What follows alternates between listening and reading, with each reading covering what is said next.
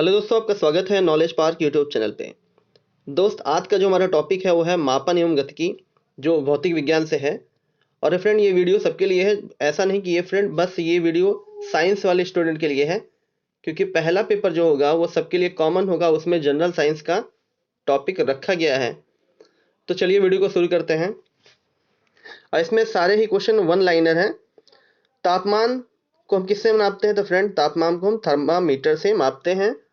अगर आपसे पूछा जाए घनत्व की इकाई कितनी होती है, तो फ्रेंड घनत्व की इकाई ग्राम प्रति घन सेंटीमीटर होती है, और ये इसकी सीजीएस यूनिट है। अगर ऐसा यूनिट पूछी जाए तो किलोग्राम प्रति घन मीटर हो जाएगी। 100 डिग्री केल्विन 100 डिग्री सेंटीग्रेड का मान केल्विन में कितना होगा? तो फ्रेंड 100 डिग्री केल्विन का मान होगा 373.15 केल्विन हो जाएगा।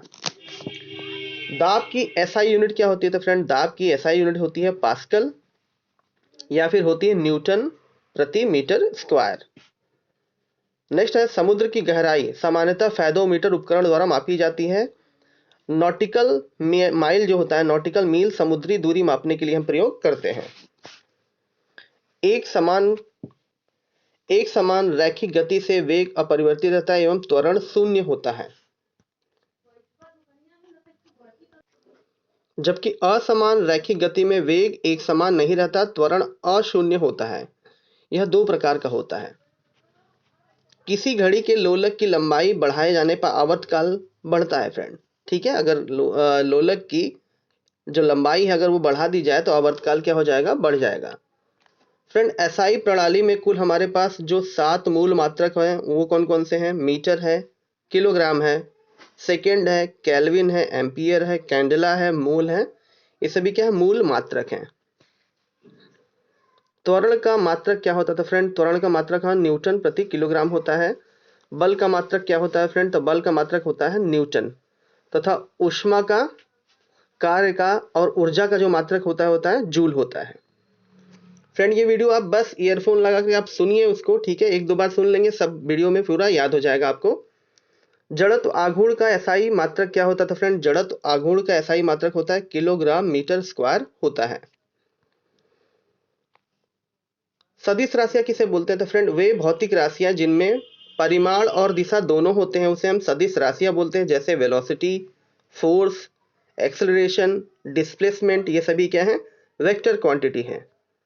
और स्केलर क्वांटिटी क्या होती हैं? अदिश राशियां वे भौतिक राशियां जिनमें परिमाण तो होता है लेकिन दिशा नहीं होता है, उन्हें हम क्या बोलते हैं? स्केलर क्वांटिटी यानी अदिश राशियां कहते हैं। जैसे द्रव्यमान, तापमान, समय, ये सभी क्या है? स्केलर क्वांटिटी है। किसी सदिश का परिमाण कभी भी नेगेटिव नहीं हो सकता है। इंपॉर्टेंट है, किसी भी सदिश का हमारे पास मैग्नीट्यूड ऋणात्मक नहीं हो सकता है। किसी विशेष दिशा में गतिशील वस्तु की स्थिति परिवर्तन को हम क्या कहते हैं? विस्थापन बोलते हैं। ठीक है। शक्ति, ऊर्जा दोनों ही कौन सी राशियां हैं? अदिश राशियां होती हैं। गति का प्रथम नियम क्या है? तो फ्रेंड गति का जो प्रथम समीकरण है वो है हमारा है v बराबर u प्लस ए टी, जहां पर हमारा v हमारा क्या? इनिशियल वेलोसिटी है, और v फाइनल वेलोसिटी, a हमारा एक्सेलरेशन है, और t टाइम है। वाहन की गति मापने के लिए हम किसका प्रयोग करते थे फ्रेंड? स्पीडोमीटर का प्रयोग किया जाता है। किसी वस्तु का भार ध्रुवों पर अधिकतम तथा मैदान की अपेक्षा पहाड़ों पर कम होता है। तो फ्रेंड किसी भी वस्तु का जो भार होता है वो ध्रुवों पे क्या होता है? अधिकतम होता है। हीरा कैरेट में तौला जाता है। हीरा फ्रेंड किस में तौला जाता है? कैरेट में। हीरे का एक कैरेट 20 मिलीग्राम के बराबर होता है। हीरे का एक कैरेट कितने बराबर होता है? 20 मिलीग्राम के बराबर होता है। दो वस्तुओं के बीच कोणीय दूरी सेक्सटेंट से मापी जाती है फ्रेंड। किससे मापी जाती है? पृष्ठक से, या सेक्सटेंट इसको बोलते हैं। बार वायुमंडलीय दाब की इकाई है। फ्रेंड क्या है? बार किसकी इकाई है? वायुमंडलीय दाब की। ताप का एसआई मात्रक क्या होता है? तो फ्रेंड बताया था मैंने, केल्विन होता है। कंक्रीट रोड की अपेक्षा बर्फ पर चलना कठिन होता है, क्योंकि फ्रेंड अगर हम बर्फ पे चलेंगे तो आसानी से नहीं चल सकते, क्योंकि वो फ्रिक्शन क्या हो जाता है? बहुत ही कम हो जाता है, क्योंकि बर्फ और पैरों के मध्य घर्षण जो होता है कंक्रीट और पैरों के मध्य घर्षण से काफी कम होता है। जहां पर घर्षण कम होगा वहां पर हम बहुत अच्छे से चल नहीं सकते हैं। इसका मतलब ये हुआ बर्फ में और हमारे पैरों के बीच में घर्षण क्या हो जाता है, बहुत कम हो जाता है। एक साधारण स्केल की सबसे छोटी माप 1 मिलीमीटर होती है। क्या होती है? 1 मिलीमीटर होती है। कोण मापने की इकाई क्या होती है? तो फ्रेंड रेडियन में हम किसको मापते हैं? कोण को मापते हैं। सूर्य की परिक्रमा में पृथ्वी का औसत वेग लगभग 30 किलोमीटर प्रति सेकेंड होता है। कितना होता है? 30 किलोमीटर प्रति सेकेंड। पिको एक एसआई उपसर्ग है, इकाइयों के आगे लगाकर इसका अर्थ होता है 10 के पावर -12। ठीक है, 10 के पावर -12 के बराबर होता है पिको। मतलब एक पिकोमीटर बराबर क्या होता है? 10 के पावर -12 मीटर।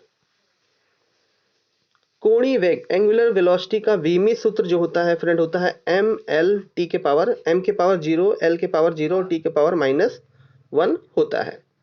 एमकेएस प्रणाली में त्वरण का मात्रक क्या होता है फ्रेंड? होता है मीटर प्रति सेकेंड स्क्वायर होता है। ज्योति तीव्रता लुमिनस इंटेंसिटी का मात्रक क्या होता है फ्रेंड? तो ये होता है हमारा कैंडेला होता है।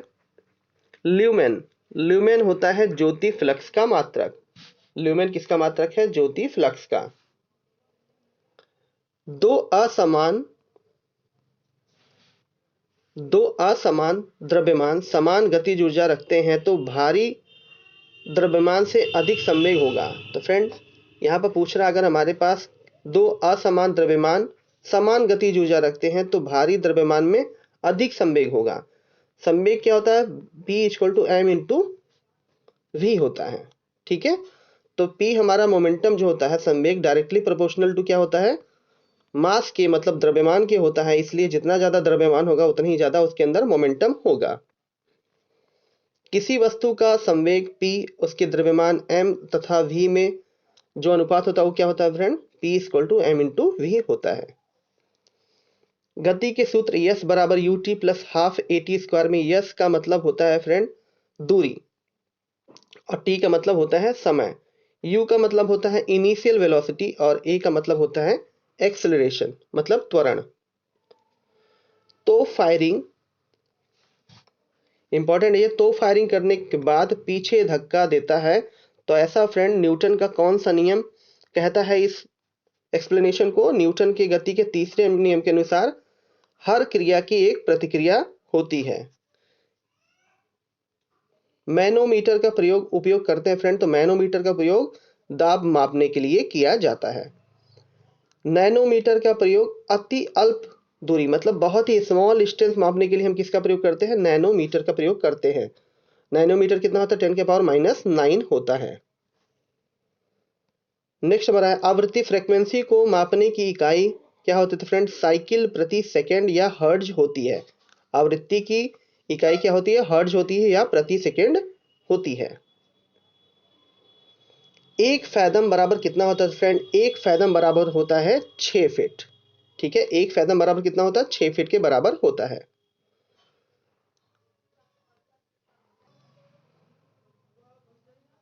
समय के बिल्कुल सटीक सूक्ष्म अंतर, मतलब बहुत ही स्मॉल, अगर हमें टाइम डिफरेंस निकालना हो तो फ्रेंड हम किस क्लॉक का प्रयोग करेंगे? एटॉमिक क्लॉक का प्रयोग करेंगे। नेक्स्ट है दूरी की एक इकाई नॉटिकल मील का प्रयोग नेविगेशन में किया जाता है। किसमें किया जाता है? नेविगेशन में। क्रोनोमीटर से समय मापा जाता है। क्रोनोमीटर से क्या मापा जाता है फ्रेंड? समय मापा जाता है। किसी पिंड के विराम अवस्था में या एक समान गति करने पर इसमें जड़त्व निहित होता है। जड़त्व का नियम क्या बोलता है? अगर कोई वस्तु विराम अवस्था में है तो विराम अवस्था में रहेगी, अगर गति अवस्था में तो गति अवस्था में रहेगी, जब तक उस पर कोई एक्सटर्नल फोर्स अप्लाई न किया जाए। पराध्वनिक गति के मापन के लिए प्रयुक्त इकाई है तो फ्रेंड ये हमारी है मैक। ठीक है, क्या होती है? मैक। जो वायुयान की पराध्वनिक किस में मापते हैं हम फ्रेंड? मैक में मापते हैं उसको। एक फैदम बराबर क्या होता है फ्रेंड? तो 6 फीट होता है और एक फैदम होता है हमारा 1.8 मीटर के भी बराबर होता है और एक नॉटिकल मील किसके बराबर होता है? 1.85 किलोमीटर के बराबर। 1 मील हमारा होता है फ्रेंड, 1 मील होता है 1.6 किलोमीटर के बराबर। 1 फीट होता है 12 इंच के बराबर। 1 गज होता है लगभग 3 फीट के बराबर। और 1 गज को अगर हम मीटर में देखें तो 0.91 मीटर के बराबर होता है। और एक अश्व शक्ति बराबर होता है फ्रेंड 746 वाट। एक अर्घ बराबर होता है 10⁻⁻7 जूल। अर्घ जो होती है वो कार्य की इकाई है जो सीजीएस होती है, ठीक है। सीजीएस में कार्य की इकाई क्या होती है? अर्घ होती है। एक डाइन बराबर होता है 10⁻5 न्यूटन। 1 लीटर बराबर होता है 1000 घन सेंटीमीटर। -40 डिग्री फ़ारेनहाइट बराबर होता है -40 डिग्री सेंटीग्रेड के। ये बहुत बार एग्जाम में पूछा जा चुका है कि माइनस ऐसा कौन सा तापमान है जिसमें फ़ारेनहाइट और डिग्री सेंटीग्रेड दोनों इक्वल होते हैं? तो फ्रेंड वो होता है -40 डिग्री पे। 37 डिग्री सेंटीग्रेड होता है 98.6 फ़ारेनहाइट के बराबर, जो ह्यूमन का टेम्परेचर है। ह्यूमन का सामान्य टेम्परेचर कितना होता है? अगर डिग्री सेंटीग्रेड में देखा जाए तो 37 डिग्री सेंटीग्रेड होता है, फ़ारेनहाइट में 98.6 फ़ारेनहाइट होता है। 32 डिग्री फ़ारेनहाइट कितना होता है? 0 डिग्री सेंटीग्रेड के बराबर होता है। तो फ्रेंड यहाँ पर क्वेश्चन हमारे वन लाइनर वाले कंप्लीट हो गए। तो फ्रेंड ये वीडियो कैसा लगा आप कमेंट बॉक्स में ज़रूर बताइएगा। साथ ही साथ अपने दोस्तों के साथ इस वीडियो को शेयर कीजिए। और फ्रेंड इस वीडियो को आप 1-2 बार बस हेडफोन लगा करके आप सुन लीजिए, आपको लगभग सारा कुछ याद हो जाएगा। Thank you.